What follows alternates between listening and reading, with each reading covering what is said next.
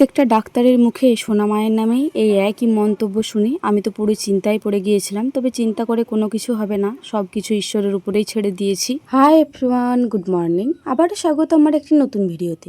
আশা করছি সকলে খুব ভালো আছেন আর সুস্থ আছেন, আর আমরাও বেশ ভালো আছি। আজ হলো সোমবার, এখন ঘড়ির কাঁটায় ওই সকাল 6টার মতো বাজবে। এখন থেকে আজকের ব্লগটি আমি শুরু করছি। আশা করছি আজকের ব্লগটি আপনাদের ভালো লেগে থাকবে।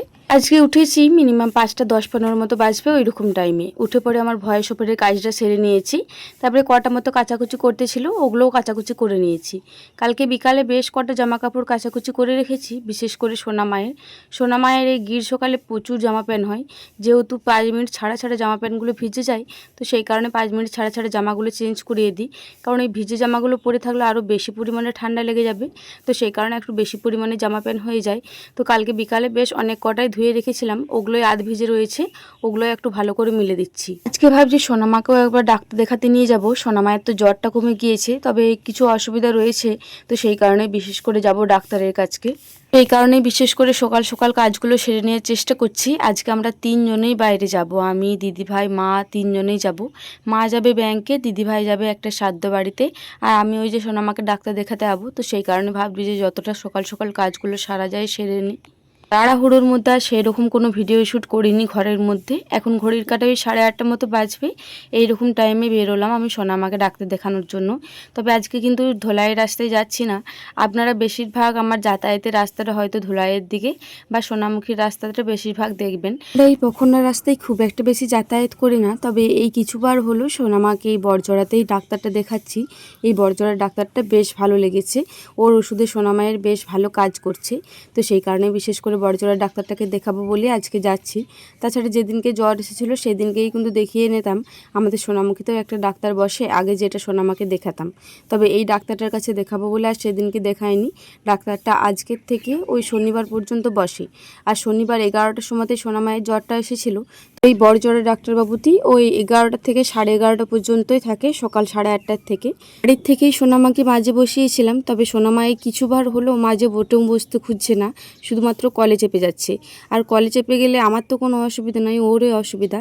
পুরো রোদটা ওর মুখে লাগে, তো সেই কারণে আমার একটু বেশি কষ্ট লাগে। কিন্তু ও মোটেও শুনবে না, মাঝে কিছুতেই বসবে না, সে আমার কলে বসে বসেই যাবে। আর ওই যে টাওয়েলটা এনেছি, টাওয়েলটাও ঢাকা নেবে না।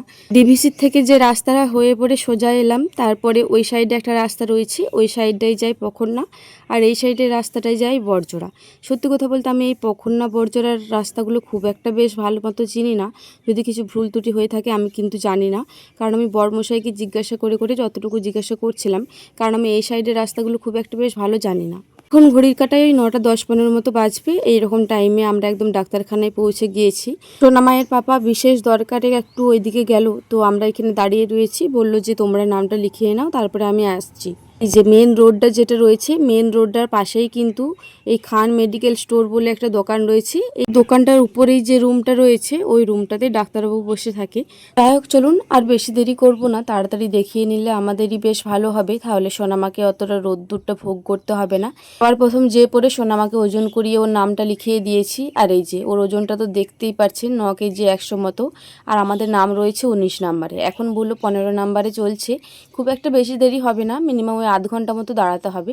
ডাক্তারখানায় এলে এরকম তো টাইম দাঁড়াতেই হবে। সোনামা মোটেও ভিতরে থাকতে খুঁজছিল না, যেহেতু ওর পাপা নেই, তো সেই কারণে আমি আর সোনামা অপেক্ষা করছিলাম যে ওর পাপা কখন আসবে।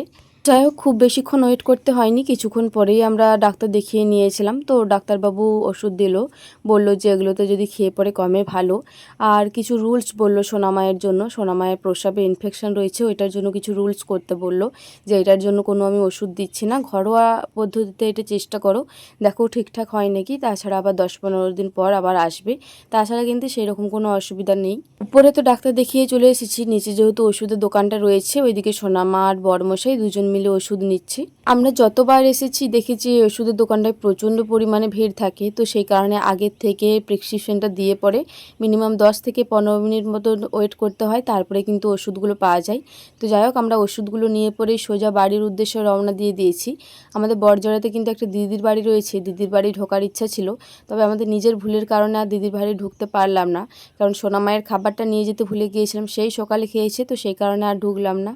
এখন ঘড়ির কাঁটায় ওই 11:30 মতো বাজে, এই মুহূর্তে আমরা বাড়ি ফিরে গেছি। ঘর ঢোকার কিছুক্ষণ আগেই সোনামা ঘুমিয়ে পড়েছিল মোটরসাইকেলেই, তো এসে পড়ে শুইয়ে দিয়েছি, ঘুমিয়ে গিয়েছে। আর ডাকাডাকি করিনি, কারণ ও এমনিতেই খিদে পেটে রয়েছে। আবার ডাকাডাকি করলে আরও বিরক্তি বোধ করবে যদি কাঁচা ঘুমে ভেঙে দিই।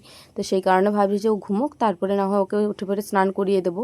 আর আমিও সেই সকালে অল্প মতো মুড়ি খেয়ে গিয়েছিলাম, তো প্রচণ্ড পরিমাণে খিদে পেয়ে গিয়েছিল। এসে পরে খাবার খেতে বসে পড়েছি। এদিকে আজকে আমাদের দুপুরের মেনুর মধ্যে রয়েছে শাক ভাজা, আলু কাল্লা বাটনা দিয়ে ভাজা, আর একটু পরিমাণে ঝিঙে আর ভেন্ডি আর আলু দিয়ে তরকারি। এই তরকারিটা দুর্দান্ত লাগছিল। যাই হোক, এখন ঘড়ির কাঁটায় ওই 1:30 মতো বাজে। এই মুহূর্তে সোনামাকে স্নান করানো, ওকে খাবার খাওয়ানো সব কিছুই কমপ্লিট হয়ে গিয়েছে। আর আমি তো দুপুরের খাবার তখনই কমপ্লিট করে নিয়েছি, আমি তো আজকে আর দুপুরের খাবার খাবো না। তো যাই হোক, এই মুহূর্তে আমি ওষুধগুলো বাগিয়ে বাগিয়ে রাখছি। সোনামাকে দুপুরে যা ওষুধ ছিল সব কটা ওষুধ খাওয়ানো কমপ্লিট হয়ে গিয়েছি।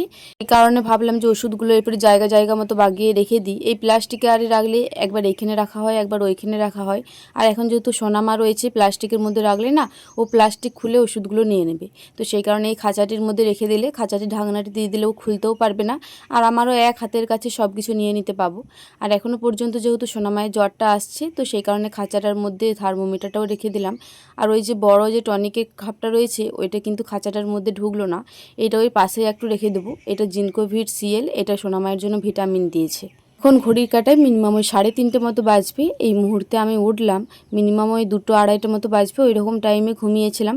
তো সোনামা তো ওইদিকে ঘুমাচ্ছে, সেই কারণে ভাবলাম আমিও তাড়াতাড়ি উঠে পড়ে কাজগুলো বাগিয়ে নিই। আজকে বাড়িতে দিদিভাই নেই, ওই যে বলেছিলাম যে মৌলতে শ্রাদ্ধ বাড়ি রয়েছে, ওই শ্রাদ্ধ বাড়ি গিয়েছে, রাত্রে একেবারে খাওয়া দাওয়া করে পরেই ফিরবে। আর মাও ব্যাংকে গিয়েছিল, এই কিছুক্ষণ আগে এলো, মা এই মুহূর্তে খাবার খেতে বসেছে। তো যাই হোক, আজকে দিদিভাই দাদাভাই কেউই বাড়িতে খাবে না, তো সেই কারণে আজকে অল্প পরিমাণে আটাটা মাখছি। বরমশাইয়ের জন্য, বাবার জন্য আর মায়ের জন্য। বরমশাই আর বাবা 4টে আটা খাবে, আর মা খাবে 2টো মতো। ওই 10টা থেকে 12টা মতো আটা মেখেছি, খুব একটা বেশি পরিমাণে মাখবো না। আর এই গরমে রুটি খুব একটা কেউ খেতে খুঁজে না, শুধু শুধু নষ্ট হয়। তো যাই হোক, ওইদিকে আটাটা মেখে পরে রেখে দিলাম, এরপরে ঝাটপাটটা দিয়ে নিই। সোনামা যতক্ষণ ঘুমাবে আমি ততক্ষণই নিশ্চিন্ত, কারণ এই গরমের জন্য বিশেষ করে, জানেন তো, শীতকালে সকাল সকাল উঠে গেলে খুব একটা বেশি টেনশন লাগে না, তবে এই গরমের মধ্যে যদি আমার কাজ সারা না হয়, সোনামা যদি উঠে পড়ে, তখন টেনশন লাগে যে গরমে গরমে ছেলেটা ঘুরবে, গরম ভোগ করবে। যদি ওকে ফ্যানের তলাতে নিয়ে যেয়ে বসারও চেষ্টা করে, তাও কিন্তু বসবে না, যে কাজ করবে ঠিক তার পেছু পেছুই ঘুরবে। তো সেই কারণে মনে হয় আমার কাজ বাগানোর আগে যদি ও না ওঠে তাহলে বেশ ভালো হয়। বললাম না, ডাক্তারবাবু কটা ঘরোয়া পদ্ধতি বলেছে সোনামাকে ভালো রাখার জন্য। ওই যে প্রস্রাবে ইনফেকশনটা হয়েছে, ওইটার কারণে আমাকে ডাক্তারবাবু বলেছে বেলা 10টার পর থেকে সোনামাকে একটু রোদের থেকে অ্যাভয়েড করার, আর সারাদিনে মিনিমাম 5 মিনিট বা 10 মিনিট অন্তর অন্তর ওআরএসের জল খাওয়ানো, তাল মিষ্টি নুন চিনি যে কোনো একটা জল খাওয়ানোর চেষ্টা করতে। তবে সোনামা তো ওআরএসের জল মোটেও খায় না, ওআরএসের জল খেলেই ও বমি করে দেয়। ওই যে সোনামায়ের জ্বরটা আসছে প্রচণ্ড পরিমাণে, ওইটাও কিন্তু কমার নয়, ওইটাও কিন্তু একদম 5 বছর পর্যন্ত রয়ে যাবে। সত্যি কথা বলতে প্রত্যেকটা ডাক্তারের মুখে এই কথাটা শুনে আমি তো পুরো চিন্তায় পড়ে গেছি যে 5 বছর পর্যন্ত আমি ছেলেটাকে রাখবো কীভাবে। আমার ছেলেটার তো শরীরটা এমনিতেই কিছু নেই, আবার 5 বছর পর্যন্ত যদি টানা এরকম জ্বর আসে তাহলে তো ওর শরীরটা এমনিতেও কিছু থাকবে না। এই নিয়ে আমি একটু টেনশনে রয়েছি। আমি তো ভেবেছিলাম হয়তো এই রোগটার কোনো কিছু একটা সলিউশন থাকবে, তবে কোনো কিছুই সলিউশন নেই।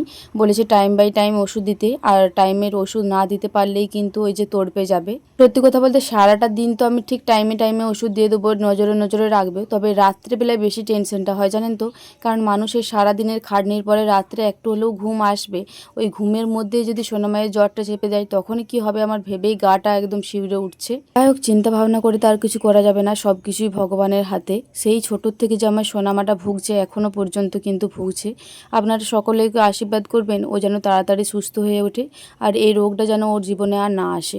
যাই হোক, চলুন আজকের ভিডিওটা এই পর্যন্তই, আবারও দেখা হবে পরবর্তী কোনো ভিডিওতে। ততক্ষণে সকলে খুব ভালো থাকবেন, সুস্থ থাকবেন। আজকের ভিডিওটি ভালো লেগে থাকলে একটি লাইক, কমেন্ট, শেয়ার আর সাবস্ক্রাইব করে আমার এই ছোট্ট চ্যানেলটির পাশে থাকবেন।